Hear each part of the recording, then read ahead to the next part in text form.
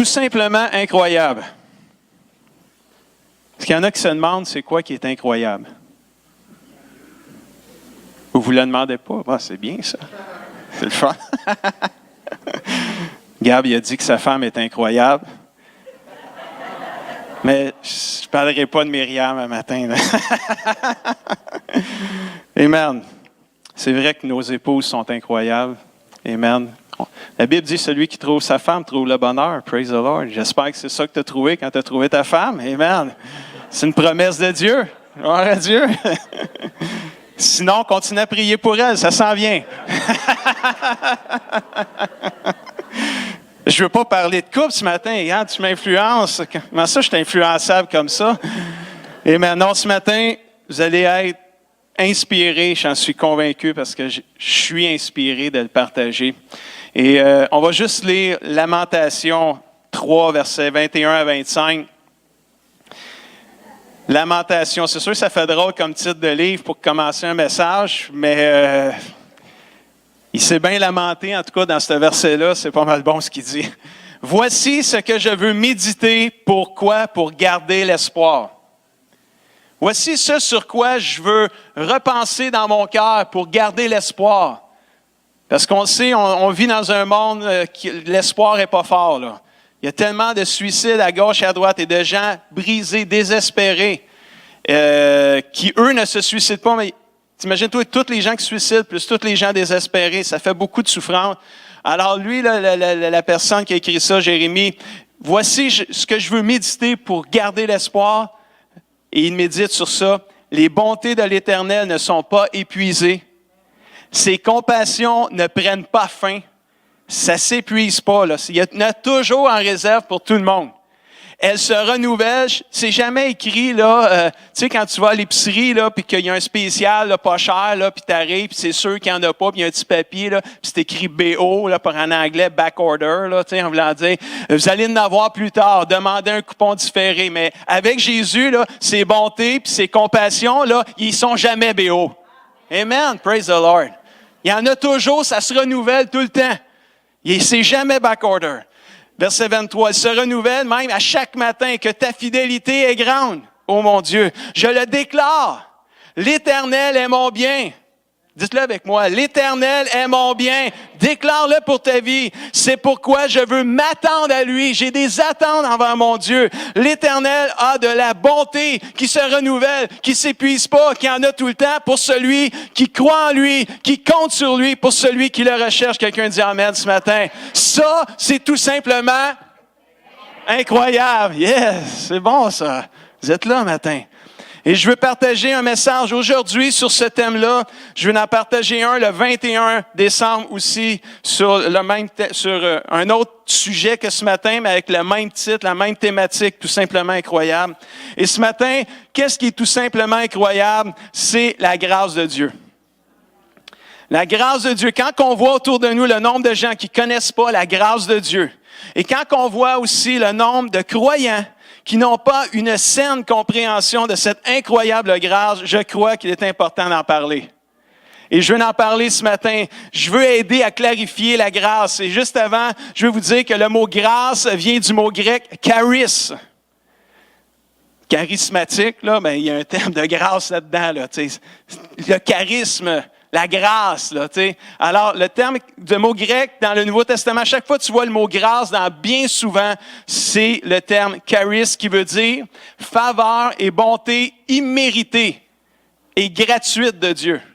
Immérité, là, ça veut dire qu'on ne le mérite pas. C'est ça que ça veut dire. C'est un don, c'est un secours surnaturel. C'est pas naturel, c'est surnaturel que Dieu accorde aux hommes pour leur salut, leur délivrance. Et c'est ça la grâce. C'est tout simplement incroyable. C'est un cadeau gratuit que Dieu fait à tous ceux qui croient en lui. La Bible dit dans Éphésiens, chapitre 2, versets 8 et 9, « En effet, c'est par quoi? C'est par la grâce, le charisme, que vous êtes sauvés. Par le moyen de la foi, c'est par un don immérité, une faveur non gagnée, que Dieu te donne la grâce d'être sauvé parce que tu as cru en lui. Tu as cru en Jésus.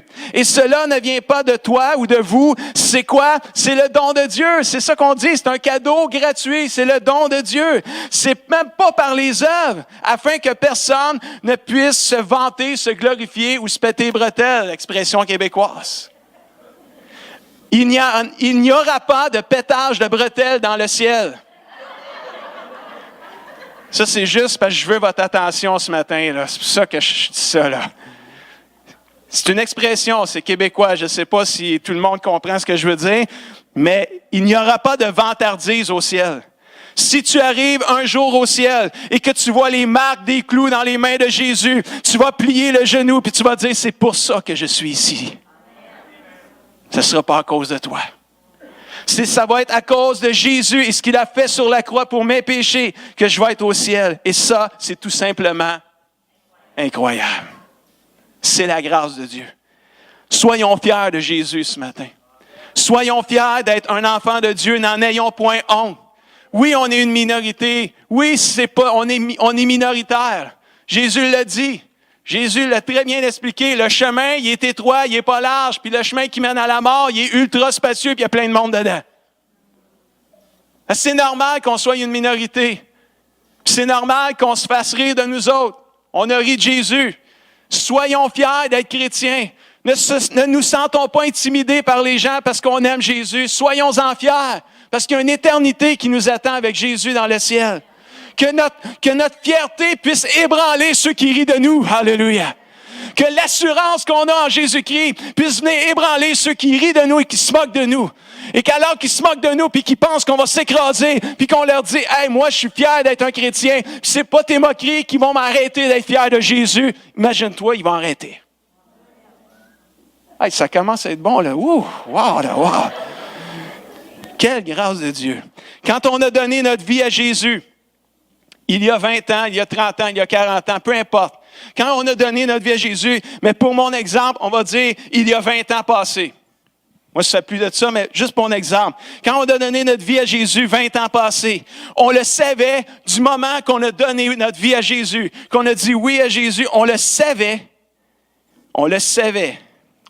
que c'était un cadeau gratuit que Dieu nous donnait par Jésus-Christ. Que c'était un cadeau, une faveur imméritée. On ne méritait pas d'être sauvés, mais 20 ans après avoir fait plein de bonnes œuvres pour le Seigneur parce qu'il nous a changés, on pourrait peut-être être tenté de penser qu'on mérite vraiment le ciel après 20 ans.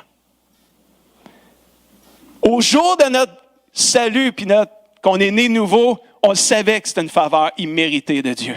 On savait qu'on ne le méritait pas.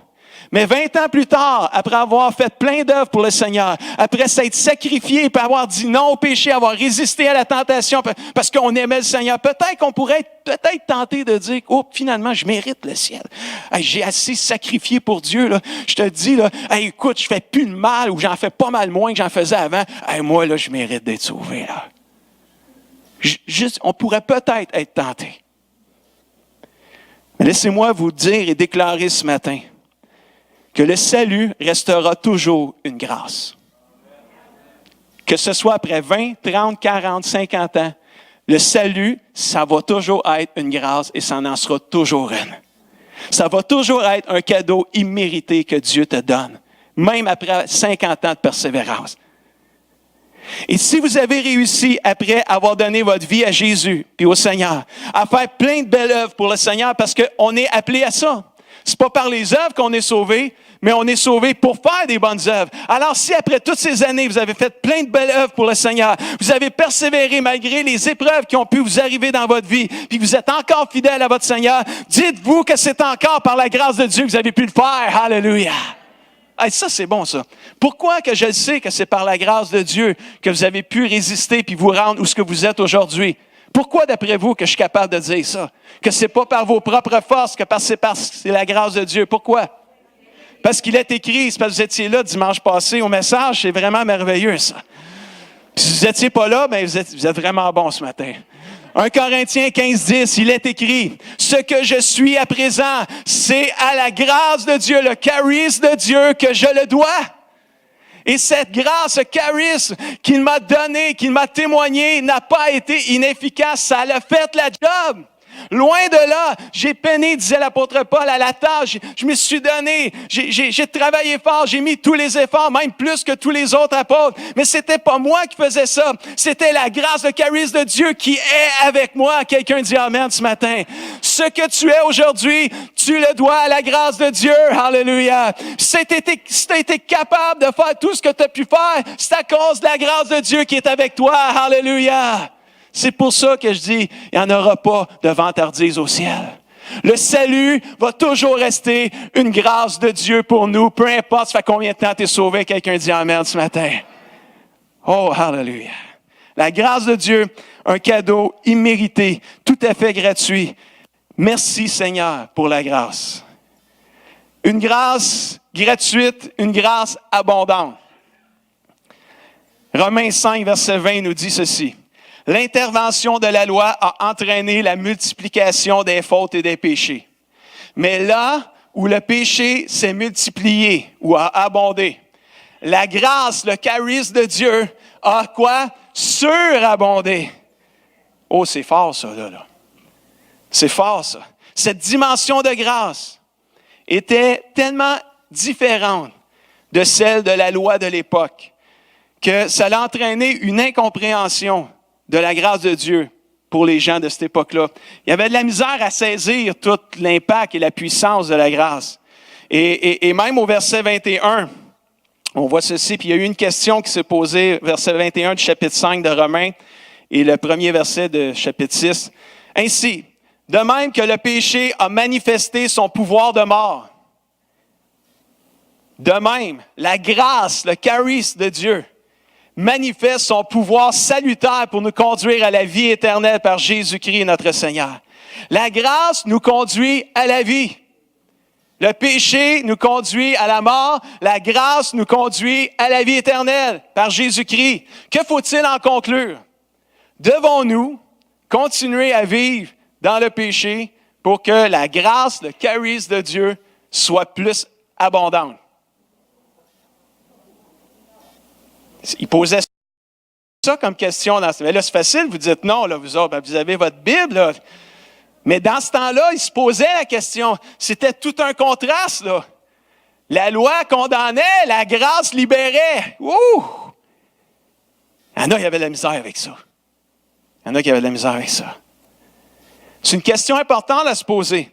Est-ce que la grâce de Dieu, ce cadeau gratuit de la vie éternelle, avec Jésus, est-ce que cette grâce-là nous donne une licence ou un permis pour continuer à vivre dans le péché, pour que la grâce surabonde?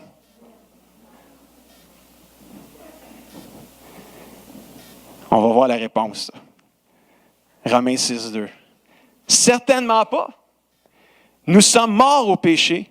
Comment pourrions-nous vivre encore dans le péché? La grâce de Dieu n'est pas un permis pour vivre dans le péché, mais elle est un cadeau gratuit, non mérité pour nous en libérer et délivrer. Et ça, c'est tout simplement incroyable. Ça, c'est incroyable. C'est vraiment incroyable. Plusieurs le savent de la tête, mais il faut que ça descende dans le cœur pour le vivre pleinement. On le sait, là.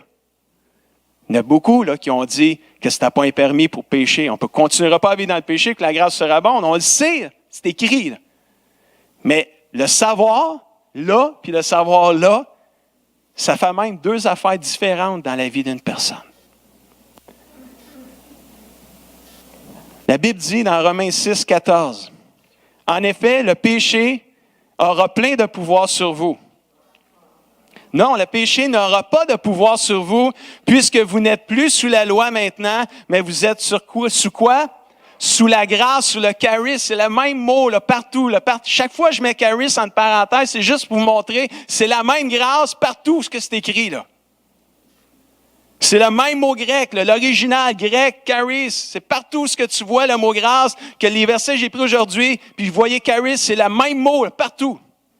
Cette faveur, ce cadeau gratuit, immérité, c'est wow, là. C'est tout simplement incroyable.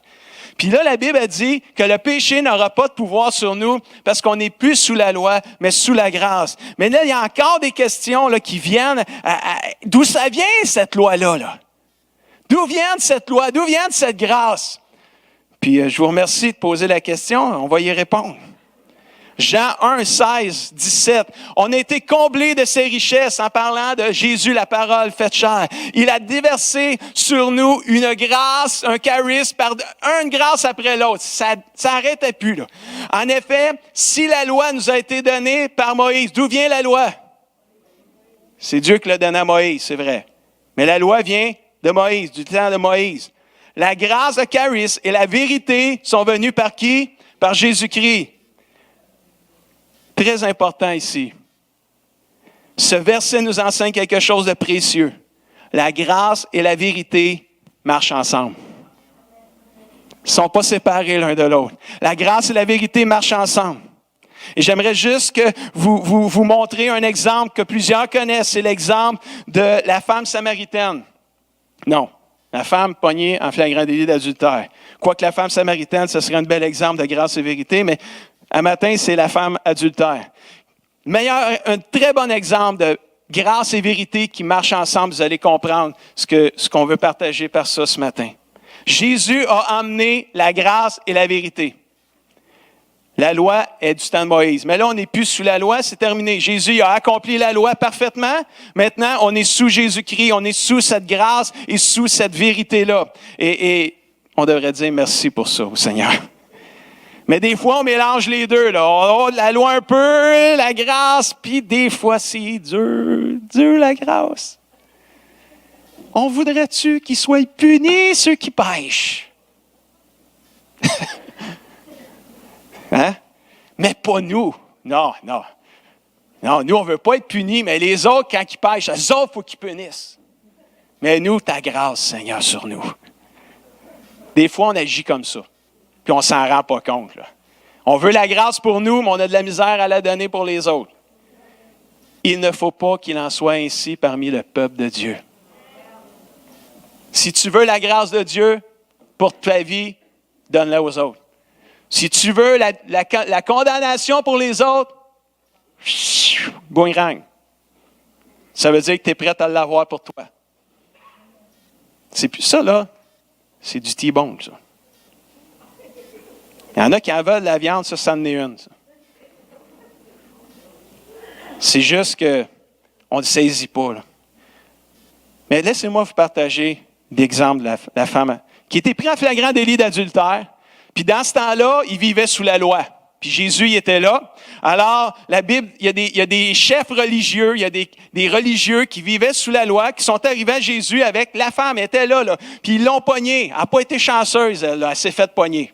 Fait qu'il l'amène au pied de Jésus, à Jésus-Christ, puis dans Jean 8, verset 5, la Bible dit, « Hey Jésus, dans la loi, Moïse nous a commandé, c'est un ordre, de tuer ces femmes-là qui ont été prises en flagrant délit d'adultère en leur jetant des pierres ou en la lapidant dans une autre version. Hey, toi, Jésus, là, qu'est-ce que t'en penses? » Il voulait le piéger, la Bible dit qu'il voulait le piéger. Là. Qu'est-ce que t'en penses, Jésus? Là, Jésus, il s'est penché, puis il a commencé à écrire que la Bible dit à terre, avec son doigt dans le sable. Il n'y avait pas d'asphalte dans ce temps-là. Fait qu'il a commencé à écrire à terre. La Bible ne dit pas ce qu'il a écrit, fait qu'on ne dira pas ce qu'il a écrit, on ne le sait pas. On peut juste penser qu'il a écrit telle affaire, mais on ne se concentrera pas sur ce qu'il a écrit. Mais la Bible dit qu'il a commencé à écrire. Puis là, ils ont discuté avec Jésus, puis verset 7 dit ceci, Jean 8. Comme il continuait à le questionner pendant qu'il écrivait à terre, Jésus se lève, se redresse et se lève, il leur dit la phrase, que celui d'entre vous qui n'a jamais péché lui jette la première pierre. OK, vous voulez marcher sur la loi? C'est vrai que c'est écrit dans la loi, c'est écrit. Mais là, on va régler ça, on va mettre la table. Celui qui est sans péché, on va lui donner la permission de lapider la femme. Commence, t'es le premier. Mais là, tu es quelqu'un de parfait sur la terre? Il n'avait pas dans ce temps-là non plus. Là. Quelle sagesse! Moi, Jésus, c'est pour ça que je l'aime. C'est vraiment, là, je la veux, sa sagesse-là. Quand quelqu'un me pose une question pour me prendre au piège, je veux la sagesse de Jésus pour m'en sortir. Wow! que celui qui est sans péché. Jésus, il savait-tu qu'il n'y avait personne qui n'avait pas péché? Sans péché, vas-y. C'est vrai, on va appliquer la loi, mais il faut que tu sois sans péché. Fait que, on continue. Fait que, lui, Jésus, quand il a dit ça, il se remet à genoux, puis il se remet à écrire. Il continue à écrire. Puis au verset 9, quand ils entendent dire ces mots, puis Jésus qui est retombé, qui est en train d'écrire encore, ils partirent l'un après l'autre, en commençant par les plus âgés, puis Jésus resta seul avec la femme qui se tenait devant lui. Puis à un moment donné, Jésus, il continue à décrire, puis là, tout d'un coup, il regarde, puis il n'y a plus personne sauf lui, puis la femme prie en flagrant délit d'adultère, puis il a comme un peu resté surpris. Il a posé la question, y a-t-il quelqu'un qui t'a condamné? Y a-t-il quelqu'un qui t'a condamné? Ils sont où? Ils sont tous partis, quoi. Fait que la femme, elle répond, il n'y a personne, Seigneur, qui m'a condamné. Ils sont tous partis, personne ne m'a condamné. Jésus lui dit, moi non plus, je ne te condamne pas. Va et désormais, ne pêche plus. Vous voyez l'exemple parfait de grâce et vérité. La grâce qui dit, je ne te condamne pas. La vérité qui dit, ne pêche plus. C'est bon ça, là. Je vous le dis, c'est très bon ce que je viens de vous dire là. Je suis peut-être le seul avec celui qui a dit Amen, qui trouvait ça bon un matin, mais c'est vraiment bon ça. La grâce dit, je ne te condamne pas, mais la vérité dit, tu as fait mal, tu as commis un péché, arrête de le faire, va et ne pêche plus. Alors on voit Jésus qui a manifesté la grâce, un cadeau immérité, une démonstration claire de grâce, mais il n'a jamais minimisé le péché, il n'a jamais dit que c'était correct ce qu'elle avait fait. Et c'est là, des fois, qu'on maille la grâce. Là, parce que des fois, il y en a qui pensent qu'on camoufle le péché parce qu'on est gracieux. Hey, non. Non, non, non. Si tu utilises la grâce pour continuer à vivre dans le péché, tu n'as pas compris c'est quoi la grâce. Parce que la grâce, elle ne te fait pas continuer dans le péché, elle t'en libère, Brian. Si elle t'en libère, ce n'est pas pour que tu continues dedans, c'est pour que tu arrêtes. Alors, la grâce de Dieu, c'est tout à fait et tout simplement incroyable. Et saviez-vous une chose, que sans la grâce de Jésus, cette dame-là est morte par la loi. Elle était faite, la femme, là. Parce qu'il était encore sous la loi dans ce temps-là. Là. Jésus n'avait pas encore été sur la croix, puis il n'était pas encore ressuscité. Là. Fait qu'il était fait sans l'intervention de Jésus, cette dame-là est morte. Et savez-vous une chose, que sans l'intervention de Jésus dans nos propres vies, on est morts, nous autres aussi. Sans ce cadeau immérité, gratuit de Dieu, on est tous morts spirituellement, toute la gang. Réalisez-vous comment la grâce de Dieu, c'est tout simplement incroyable. C'est puissant pour un chrétien, la grâce de Dieu. Puis moi, je suis comme l'apôtre Paul dans Galates 2, verset 21, qui dit, « Je refuse de rejeter la grâce, le charisme de Dieu. » Alléluia. Je refuse de rejeter ça dans le nom de Jésus. En effet, si c'est au moyen de la loi qu'on peut être rendu juste au Dieu de Dieu, alors Jésus est mort pour rien. Change de job, Pasteur Guy. C'est quasiment ça que ça veut dire. Fermons nos églises, ça ne donne à rien d'en avoir si c'est par la loi qu'on est rendu juste. Jésus est mort pour rien. Je refuse de rejeter la grâce de Dieu, le charisme de Dieu. La grâce, c'est un cadeau immérité, c'est un cadeau gratuit. Elle est abondante, elle vit avec la vérité. Elle n'est pas un permis pour continuer à pécher, mais une délivrance des péchés. On ne peut l'acheter. Elle est donnée gratuitement par le moyen de la foi en Jésus-Christ qui a donné sa vie sur la croix. La mort de Jésus qui était sans péché à la croix pour nos péchés est la démonstration suprême de la grâce, cher ami. Notre foi en Jésus nous sauve de l'enfer par pure grâce. C'est un cadeau qui tombe du ciel. C'est une expression qu'on dit, hein? Mais le salut, là, c'est vrai, une grâce. La grâce, c'est un cadeau qui tombe du ciel pour tous ceux qui croient. Nous ouvrons nos cœurs pleinement quand nous comprenons c'est quoi la grâce de Dieu.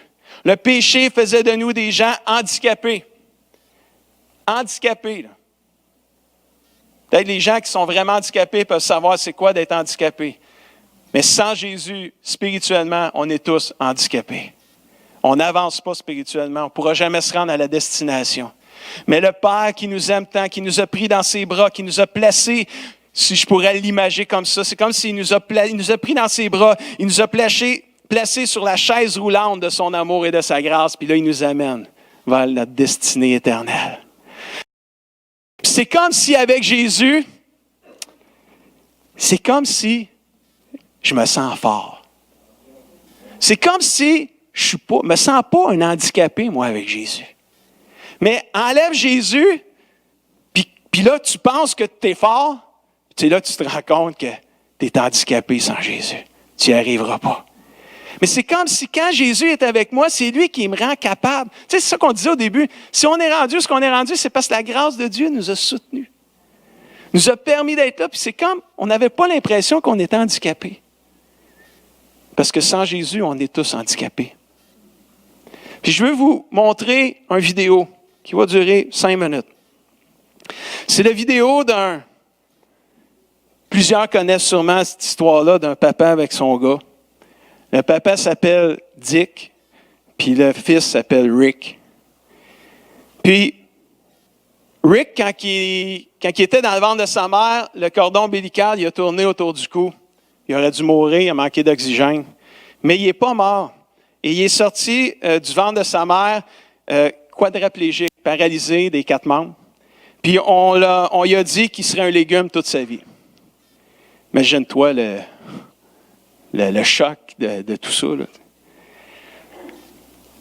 Mais en grandissant, les parents se sont rendus compte que Rick, oui, il était handicapé de tous ses membres, ne parlait pas, marchait pas, parlait pas. Mais il trouvait que quand il parlait, il semblait réagir, fait qu'il trouvait que peut-être qu'il était intelligent, là. Il y avait un espoir d'intelligence. Fait que, en 1973, ils ont été voir des ingénieurs. Puis, vous allez entendre le papa parler en français. J'ai trouvé de quoi en français. Puis, j'étais content pour vous autres, ceux qui ne parlent pas en anglais. Là, je me suis dit, enfin, on a de quoi en français à pouvoir donner aux gens qui ne comprennent pas l'anglais. Et vous allez voir dans le petit témoignage du papa, ils ont inventé un ordinateur pour que quand Rick, tu sais, quand tu promènes ta souris, là, pour ceux qui ont des ordinateurs, il y a une petite flèche qui se promène quand tu bouges ta souris. Là, la petite flèche, on appelle ça un curseur. Lui, Rick, ne pouvait pas rien faire avec ses mains, il est handicapé. Ses yeux faisaient la main. Je ne sais pas comment ils ont fait ça, mais en 73, imagine-toi aujourd'hui. Là. Mais en 73, lui, juste par ses yeux, là, il faisait bouger la flèche.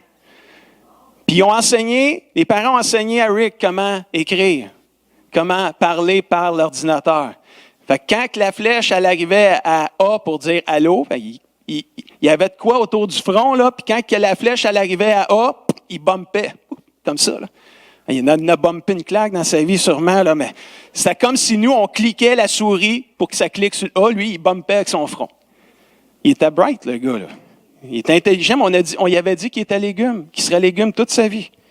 Imagine-toi si les parents avaient abandonné à un jeune âge. À l'âge de 15 ans, un de ses amis a eu un accident. Un ami de Rick a eu un accident. Il est toujours handicapé. Un de ses amis a eu un accident qui l'a paralysé. Oh! Et là, les gens ont organisé une course de 8 kilomètres pour pouvoir ramasser des fonds pour aider la personne à payer son opération, parce que c'est aux États-Unis.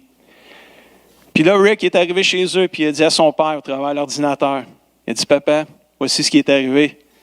Je veux courir. » Il est handicapé, là. Il ne peut pas courir, là, lui. Là. Il ne peut même pas marcher, encore moins courir. 8 kilomètres, hey, impossible.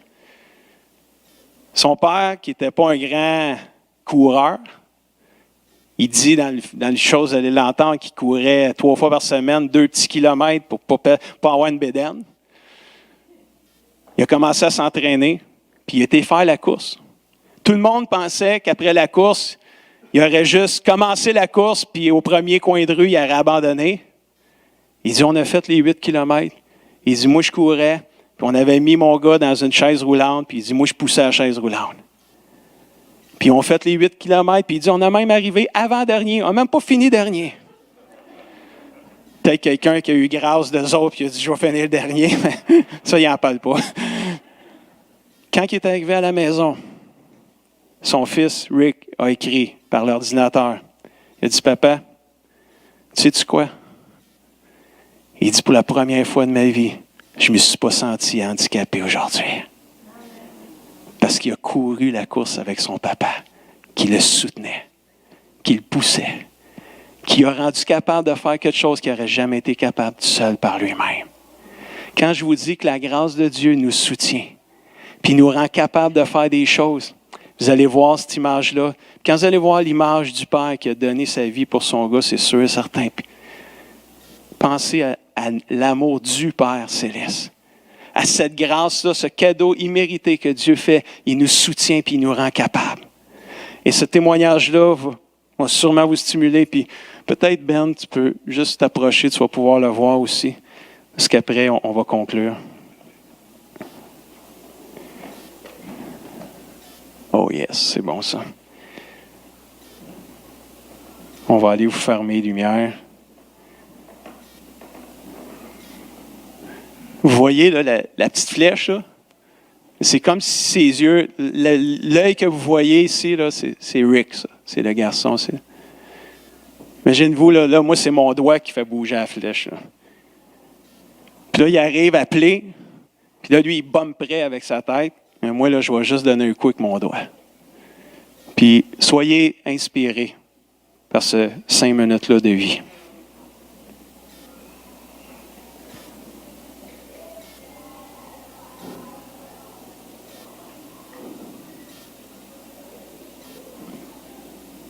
C'est supposé d'avoir du son qui arrive à un moment donné. Plus fort. On va recommencer ça.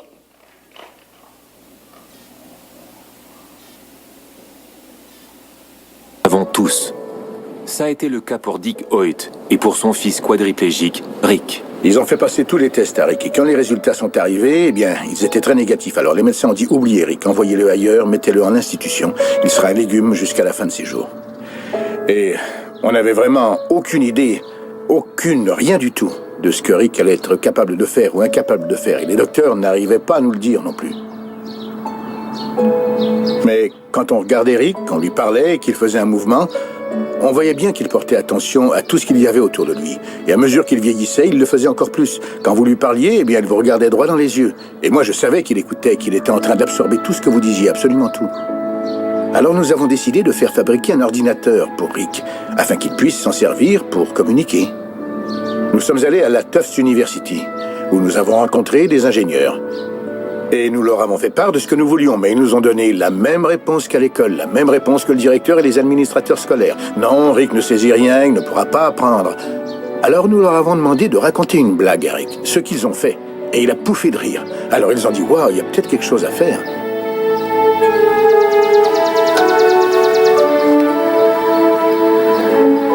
Rick étudiait à la South Middle School à Westfield, au Massachusetts. Et son professeur de gym l'avait vraiment pris en affection.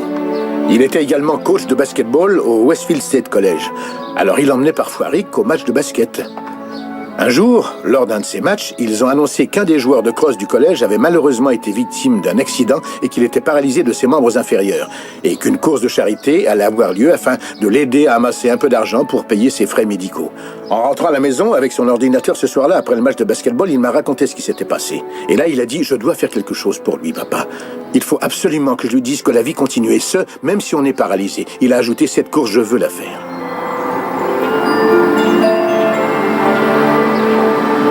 À l'époque, j'avais 40 ans et je n'étais pas un coureur. J'avais seulement l'habitude de courir 3 fois par semaine, peut-être environ 2 km, histoire de contrôler mon poids. Et nous avions seulement un fauteuil roulant Mulholland, qui avait été fait expressément pour épouser les formes de Rick. C'est tout juste si on arrivait à le pousser avec ça. Imaginez courir. Mais nous sommes tout de même allés à cette course qui était de 8 km. Et ils nous ont donné le numéro 00. Au signal, Rick et moi avons pris notre départ, comme tous les autres coureurs. Tout le monde croyait que nous allions nous arrêter au coin et revenir sur nos pas, mais ça n'a pas été le cas. Nous avons couru les 8 km et nous n'avons pas fini dernier, mais avant-dernier. Quand nous avons traversé la ligne d'arrivée, la femme du professeur de gym a pris une photo de Rick. Personne n'a jamais vu quelqu'un sourire autant. Rick a écrit sur son ordinateur ce soir-là en rentrant à la maison. Lorsque je cours, papa, j'ai l'impression que mon handicap disparaît. C'est un message extrêmement puissant qu'il m'envoyait là.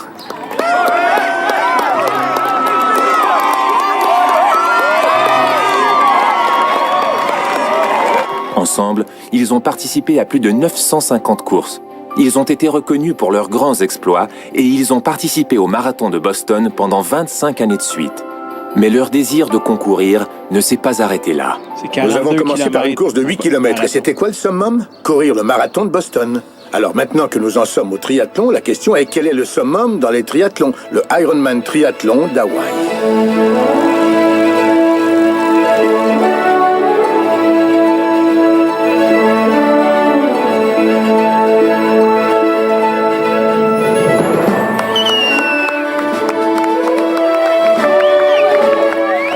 Son gars, il est dans le bateau pendant que le papa, il nage.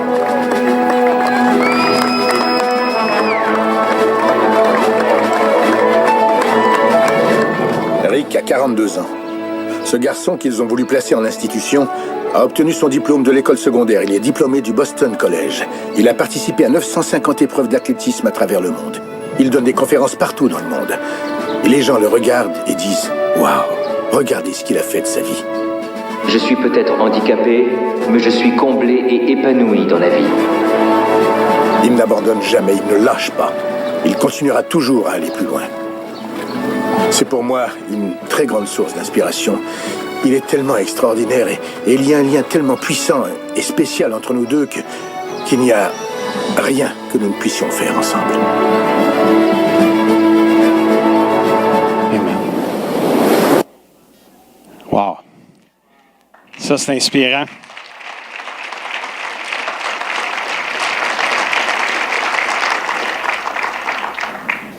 Ça, c'est inspirant. Hein? Wow. Je ne vois pas un jeune qui veut dire « Oh, je ne suis pas capable de faire mon secondaire 5. » Gradué du Boston College, imagine-toi, comme qui était, dans l'état qui était. Et là, on parle juste d'un papa humain qui a pu s'investir dans la vie de son fils handicapé. Puis regardez ce qu'ils ont pu faire à deux. Savez-vous qu'ils ont fait plus de 900 marathons et triathlons? Et quand ils parlaient du Ironman, du triathlon, juste pour vous donner une idée de c'est quoi un triathlon Ironman qu'ils ont fait à plusieurs reprises, c'est 3,8 km de nage dans un genre de fleuve. Là. C'est 40, après ça, il fait les nages. Après ça, il débarque de l'eau puis il s'en va en bicycle pour 180 km. C'est presque aller à Québec, ça. Là. Après ça, ils finissent le bicycle pour aller faire 42 km de course, qui est un marathon. C'est ça, le Ironman. Ils en ont fait plusieurs ensemble. T'imagines-tu, le papa, là? Puis là, le papa, lui, il traîne son fils, là, là-dedans, là. Vous l'avez vu à la nage, comment que c'était, là, un bateau gonflable, là, tu sais, le fils en arrière. Le bicycle, comment c'était arrangé, vous avez vu les images. Puis la course qui poussait le genre de chaise roulante, là, la 3 roues. Imagine-toi ce que la grâce de Dieu peut faire à un chrétien qui se laisse juste porter par cette grâce-là. On peut faire des exploits, comme la Bible dit, avec Dieu. Avec Dieu, nous ferons des exploits. Et quand je préparais le message cette semaine, j'ai eu une parole du Seigneur, un verset qui était, tu conclus avec ça, puis peut-être Ben, tu peux commencer tranquillement à jouer le piano. Et la parole du Seigneur est dans Hébreux 12, 14 à 15. C'est comme Jésus, ou la parole qui nous laisse un avertissement ce matin concernant la grâce, le charisme de Dieu. Hébreux 12, versets 14 et 15, la Bible nous dit « Faites tous vos efforts pour être en paix avec tout le monde. » Fais tous tes efforts pour être en paix avec tout le monde. C'est sûr, si l'autre ne veut pas, mais au moins toi, tu as fait tous tes efforts pour être en paix avec l'autre. Fais tous tes efforts pour mener une vie de plus en plus sainte, sans laquelle nul ne verra le Seigneur. Grâce et vérité. Être en paix avec tous, c'est une grâce, mais une vie de plus en plus sainte. La grâce ne dilue pas le péché. Quand c'est un péché, c'est un péché. La grâce devrait te pousser à l'arrêter, au lieu d'essayer de te justifier à le continuer. Ah, c'est pas grave, je vais continuer, il va me pardonner. Dieu est gracieux. Je pense que ce n'est pas une bonne compréhension de la grâce quand on pense comme ça. Oui, Dieu est gracieux, il va te pardonner. Mais Dieu, il voit le cœur de la personne. Il voit le cœur de celui qui se bat pour arrêter de pécher. Puis il voit le cœur de la personne qui dit « Ah, c'est pas grave, Dieu va me pardonner. » Dieu, il voit ton cœur, tu ne peux pas te moquer de Dieu. Fais tous tes efforts pour t'éloigner du péché finalement. Mener une vie de plus en plus sainte, c'est fais tous tes efforts pour t'éloigner du péché et du mal. Fais tous tes efforts pour être en paix avec tout le monde. Verset 15.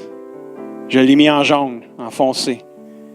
Veillez à ce que personne ne passe à côté ou ne se prive, dans d'autres versions, de la grâce, le charisme de Dieu, la faveur gratuite, le cadeau gratuit de Dieu. Veillez à ce que personne ne s'en prive. Prive personne de cette grâce-là. Offre cette grâce-là à chacun.